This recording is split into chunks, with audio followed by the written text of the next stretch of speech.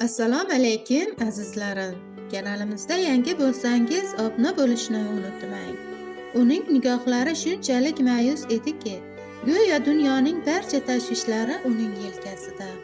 Shu bo'lari bo'lgani yetmaganday, ro'zg'or nomli to'rva xalta ham uning nozik jussasiga og'irlik qila boshladi.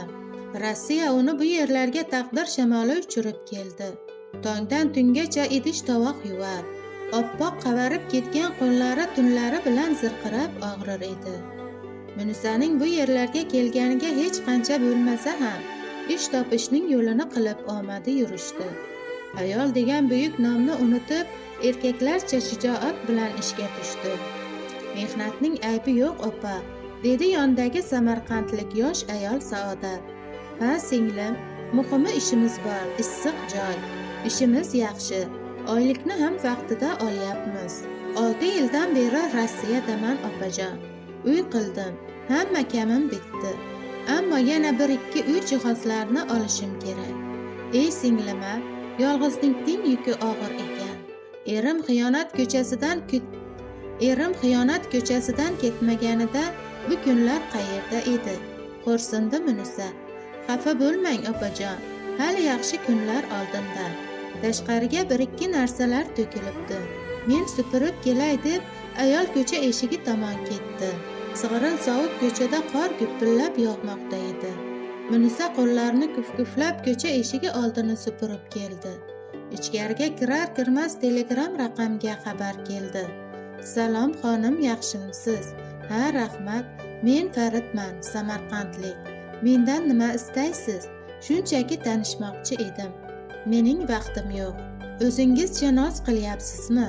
Munisaning asablari charchagan. Musofir yurtda vatanda totganlaridan ham og'irroq damlarni boshidan o'tkazgandi. Menga yozmang yoki to'g'rilikcha yozing. Xo'pmi? Munisa jahl qildi. Ey, o'zingni kim deb o'ylayapsan? Noz qilasan muncha. Tushunmadim. Men ajrashganman.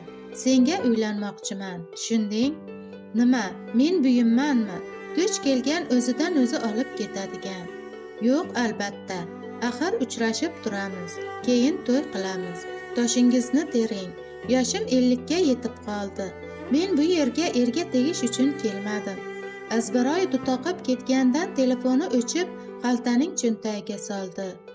U tomondan yana xabarlar kela boshladi. Ketma-ket qo'ng'iroq va xabarlar kelgani haqida ogohlantiruvchi jiringlar tinchlik bermagach, yana qo'liga oldi. Sen jinnisan yoki asabiysan? Ha, nima edi? Munisaning rostdan ham asablari battar qaqshab, jahl bilan javob yoza boshladi. Ey men, sen o'ylagan ayol emasman. Kimsan? O'zim ham bilaman. Ta'rifingni eshitdim. Ering tashlab ketgan. 2 bolang bilan ko'chada qolgan ekansan. Yolg'iz ayol ekan deb ortiqcha yozmang. Sizning ham opa-singillaringiz bordir.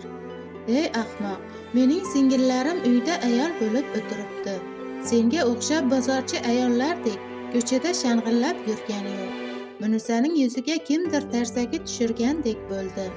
Ha, sizning singillaringiz singili, biz odam emasmizmi? Uning ovozi shunchalik titrab chiqdiki, tanasi go'yo saratonda quyosh kuydirib, ilma-teshik bo'lgan matodek titray boshladi. Sho'rlik ayol ichidagi olam dardlari bilan musofirda ishlayotganini Farid qayerdan bilsin, tushunsin. Og'zingizga qarab gapiring. Past ketmadi Munisa ham. Erkaklar bilan teppa-teng gap talashadigan jodugar ekansan, dedi ovozli xabarda erkak. Sen yengiltak ayolni ering bekorga tashlab ketmagan ekan. Eringga rahmat. Sendek tili zahar bilan yashagani uchun. Qo'llari hamon titrayotgan ayolning yuragi tutdek to'kildi. Ammo o'zini tutishga urindi. Shikasta tovushi titrab ohistalik bilan, "Aka, men halol mehnatim bilan pul topib yuribman", dedi.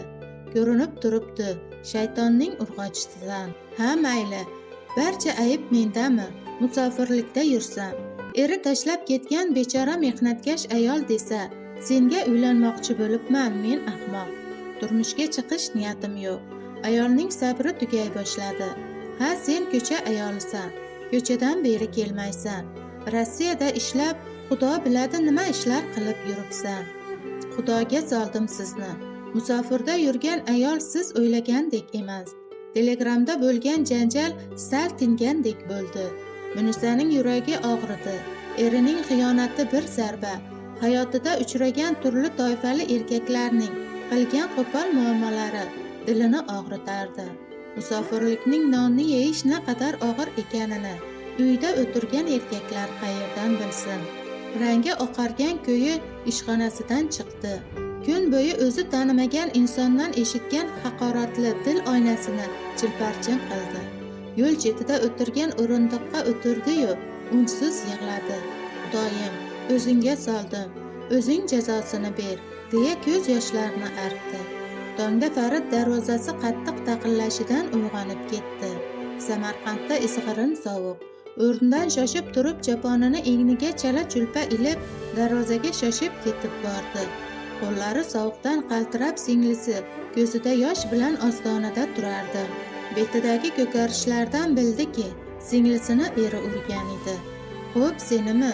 Shoshmay tur, singlimni uradigan", deya ichida pichirlab mushtini tugdi.